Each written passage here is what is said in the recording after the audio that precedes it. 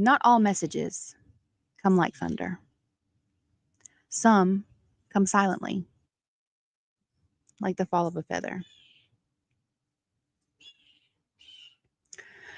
In this ritual today, we'll listen for what's ready to be released and hold space for what truth wants to land. Welcome to day 2 of the 0303 Oracle's Rite of Passage. This is a 30-day walk of devotion and trust where I'm showing up live to offer messages of support for women with ADHD. It's going to be unfiltered, unedited, and real. Yesterday was a testament to that. So if you're still here with me today, hopefully today will go smoother. Feathers are handwriting of the wind. It's the messages that spirit leaves us that fall gently. So today I invite you, if you have any, to get a feather and think about when you found it, where you found it. Feathers have been very present in my life lately, so they hold special meaning. We actually found a ton of them when we were at the beach yesterday. This is one that my daughter got for me. But I invite you to think about when you got it and what messages came with it.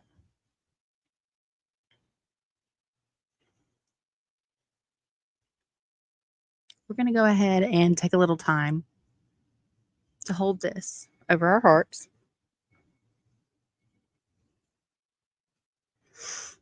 Do a couple of deep breaths and ask, what message has flown to me through this feather?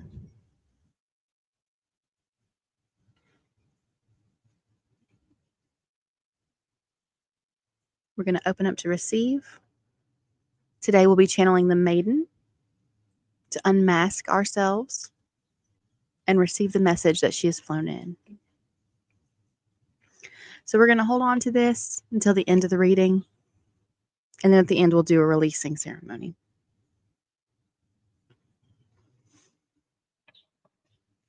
In my tarot practice, I like to dedicate oracle decks. Hold on just a second. Actually, I dedicate oracle decks and tarot decks to the 3 specific archetypes that I work with: the Maiden, the Mother, and the Crone. This deck is dedicated to the Maiden, and we'll be just working with her exclusively today. Mondays are going to be for the Maiden over the next 30 days. Tuesdays will be for the Mother, and Wednesdays will be for the Crone. And all other days will be a combination of all 3 or a different type of ritual. Maiden, today, can you give us guidance, please, for my ADHD collective of women? Ooh. What message wants to land today for us with this feather? And what message for unmasking ourselves, for showing up in our authenticity, for allowing ourselves to be fully seen and fully heard, to step into our divine feminine power of receiving this message, and then stepping into our divine masculine of being able to execute? What messages today, please, Maiden? Okay, that one. This is interesting. We got the Temperance card that came out yesterday from, I believe it was the Crone that brought forth that. Okay, there's one to come in. We have the Knight of Swords, the Queen of Cups.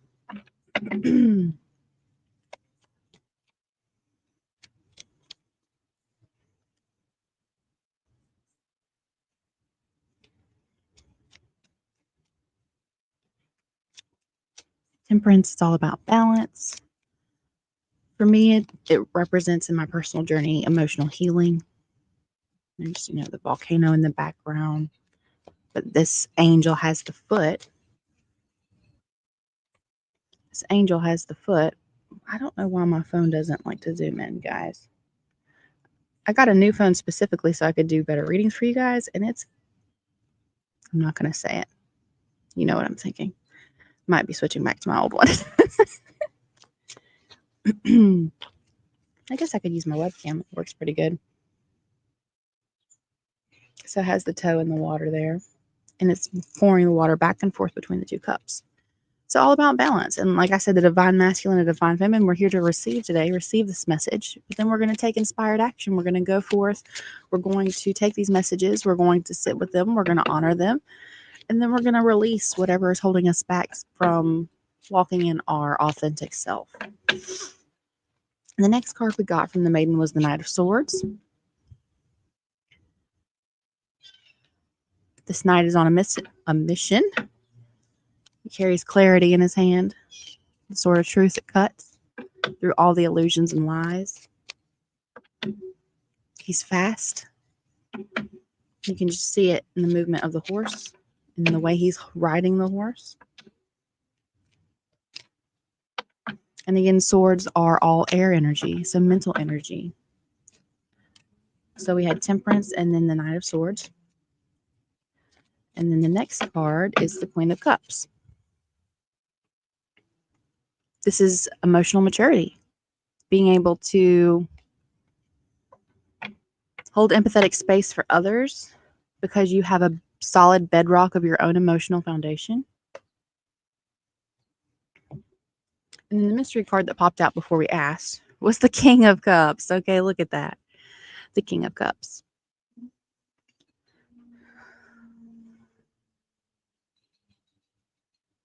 The difference between kings and queens is subtle, but also there.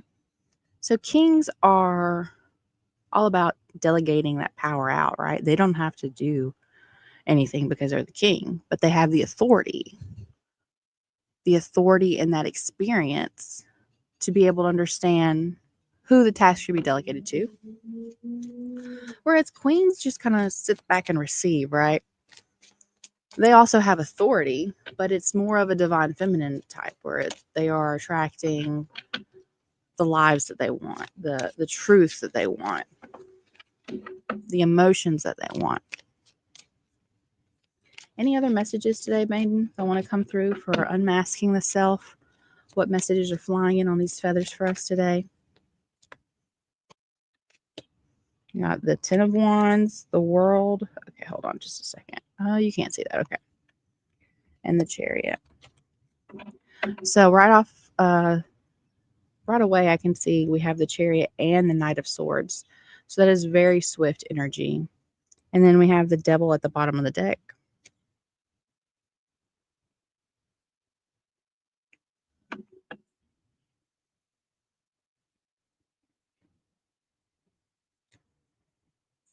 So for me, any card that pops out before I ask the question is kind of like the underlying energy or where the message is going even before I ask, right? So that was the King of Cups. And then the next two rows, I kind of like to read vertically. So we had Temperance, and then underneath that is the Ten of Wands, which makes a lot of sense. The Ten of Wands is all about being overwhelmed, right? The weight of responsibility, the weight of carrying everything. That's followed up by the World card, which is right underneath this Knight of Swords. So we said this was swift clarity, right? The World, completion of a cycle of this heaviness where you've had to weigh your divine masculine and your divine feminine, where you've had to weigh your emotions and your logic. And then the last row was the Queen of Cups with the Chariot, right? So we are swiftly approaching this place where we are the divine nurturer. Oh, I like that. The divine nurturer of our emotions. But the Chariot is more of a masculine energy. So this is even divine union here. We had the King of Cups, the King of Cups and the Queen of Cups. That would also be a sign of divine union, right? But if we add that in here with the Chariot as well, that masculine drive to not give up. The cards on the table today are very balanced, just like the Temperance card. So the maiden is telling us, with this devil on the bottom of the deck, any type of habits or behavioral patterns or thought patterns that have been keeping you in a loop, keeping you chained to a certain mental belief, to a certain physical reality, clarity is coming in quickly. We just have to sit in our divine feminine, be open to receive that message, be open to receive that information, and also use our discernment, right? That's not something that's talked about quite as often in spirituality. Use your life experience, use your life lessons, have discernment here. But the maiden is telling you, you no longer have to carry this weight. You no longer have to carry the weight of the world, okay? The time for that is over, right? With the world. The time for that is over. I'm just going to hold this feather so it doesn't fly away before we're done with our message. But we are at the ocean right now. And one thing that I always think about whenever you talk about the ocean, first of all, it's water, so that's emotions. But in the ocean, there is great depth, which kind of represents ancient knowledge, the deep inner knowing that I associate with the crone a lot of times. But if you also think about the ocean, there are waves. We have high tide and low tide, right? Just like the world card here with cycles. There are cycles in our own evolution, cycles of our own being, cycles of expression where sometimes we're masking because we have to. Sometimes we're masking because we're afraid. There's different reasons why we mask. But I would say the maiden is inviting us to evaluate those emotions with the Knight of Swords, swiftly, quickly, but also in our softness with the Queen of Cups, knowing that sometimes what we had to do was required to survive, and acknowledging how hard that decision was, how hard that experience was, because it's not easy. It's not easy to show up as someone else other than yourself. It's not easy to feel like no one understands you, no one accepts you for who you truly are, right? So we're not here to judge the masked versions of ourselves. We're here to acknowledge why they existed. We're here to thank them for keeping us safe. We're here to honor their work, their divine duty that they've done for us. But invite them to the table of receiving this message, right? As this message is landing, imagine you have a table filled with your own counsel. And in the counsel, you have your current self, multiple versions of your past self, and hopefully versions of your future self. Well, time is made up, right? But we won't get into that. But at this table, we're going to honor every perspective because every perspective is a part of who you are. And you can't reject those parts, even if it's not a current reflection of you now, even if it's not a reflection of who you want to be. You're going to acknowledge with this divine feminine, with this softness, with this understanding and gentleness. I've talked about mothering yourself quite often on this channel, how I've learned to do that for myself so I could be a better mother for my children. And that's not to say that I had a bad mother, right? But the act of mothering yourself is being gentle with yourself. And I have, over the course of my life, been my toughest critic, been the one that has put myself down the most. Judgment was one of my karmic lessons this go around. And the purpose of, or the aim of that judgment was on me, I was doing it all to myself. We have those terrible ongoing inner dialogues, the fear of rejection, the constant overanalyzing everything that happens, listening to a conversation and automatically thinking that someone's talking bad about you, right? So I know what it's like to carry the heaviness, to carry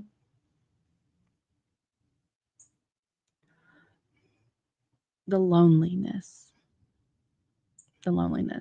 that comes with RSC, rejection sensitivity dysphoria, fear that if you open up, if you show your true self, if you show up vulnerably, raw, right? If you do that, then people could potentially reject you. And I'm not going to say people won't. I mean, that could happen, right? This is life. Everyone doesn't get along. But the more that you step into your authenticity, the more you step into your power, the true version of who you are, the more your magnetism grows. And you attract the right people that will not reject you. You attract the people that will hold that space for you, like the Queen of Cups, that will help you, like the King of Cups, right? Help you plan how you can make it through those troubled waters.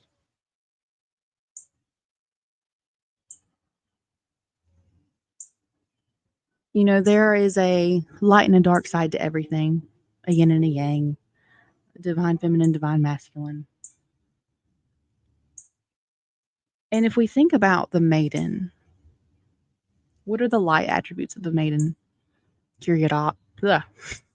Curiosity, adventure, playfulness, joy, happiness, a lightness, being carefree. But what are the shadow aspects of the maiden? Can we talk about those for a little bit? What are some shadow aspects? So we could have naivety.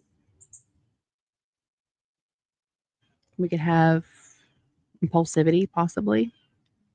Recklessness.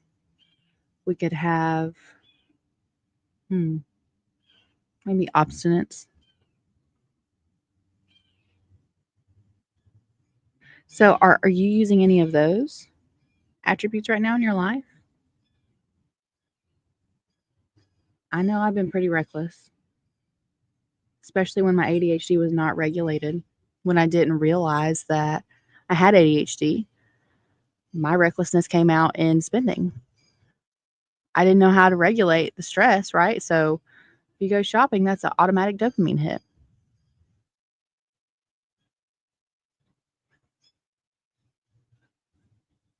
But I'm learning and I'm finding tools to support me. And I even had to do it last night. Sometimes we get emotionally overwhelmed. And instead of trying to figure it out, I've just decided to hold my hand and walk with me through that cave, through that emotional cavern, and just repeat to myself, you're never alone. I love you just the way you are. I'm never going to leave you behind. Show up for yourself that way. I have 4 children, and one of my children is my oldest daughter, and she is going to be 10. And for me, my teenage years were probably some of the most challenging in my life. I had a lot of friendship wounds that came in, sisterhood wounds that came in, and they still have their echoing effects into my adulthood, right? And one of the things I'm least looking forward to with my children is when they get to the point where they have those friends that aren't necessarily friends that hurt them, because it's the ones closest in our lives that end up cutting us deepest normally. So, do you have someone in your life that pretended to care, pretended to be the King of Cups or the Queen of Cups, and then didn't? Left you behind, left you to carry the weight of their abandonment?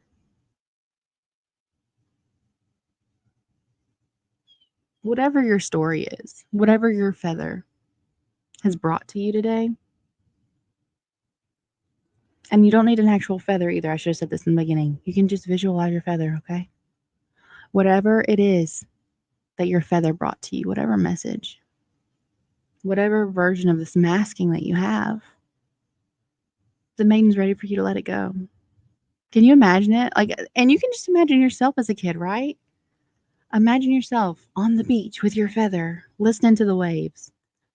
listening to the waves crash and the birds. I don't know if you can hear the birds. The birds are wild out here. They're so loud and I love it.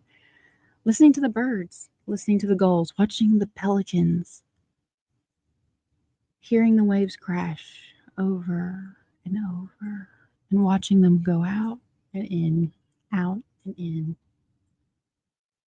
Can you tap into that wonder, to that joy, that childlike wonder?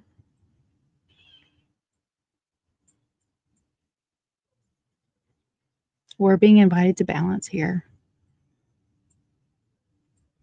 But just know you have the full support of the maiden. She's coming in hot, guys. She's coming in hot with the Knight of Swords, with the Chariot.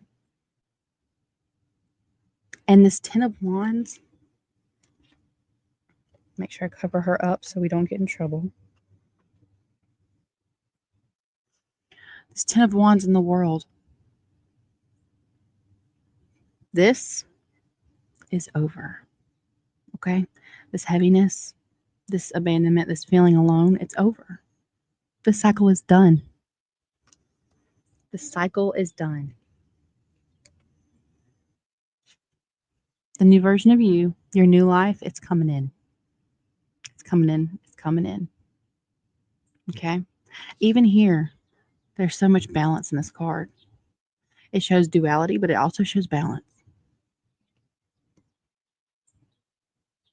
So now I invite you to take your feather, whether that's mentally or if you actually have one.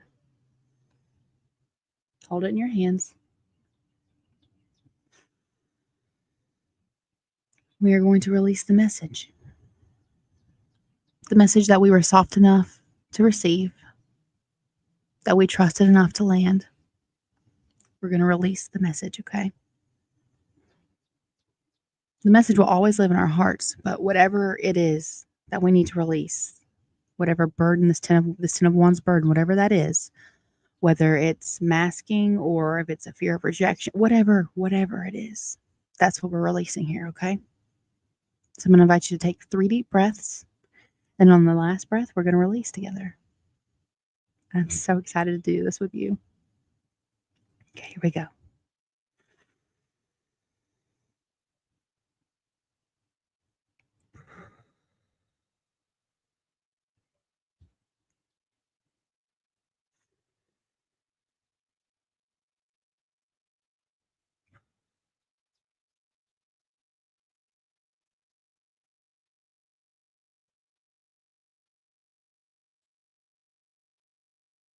And now we're going to release.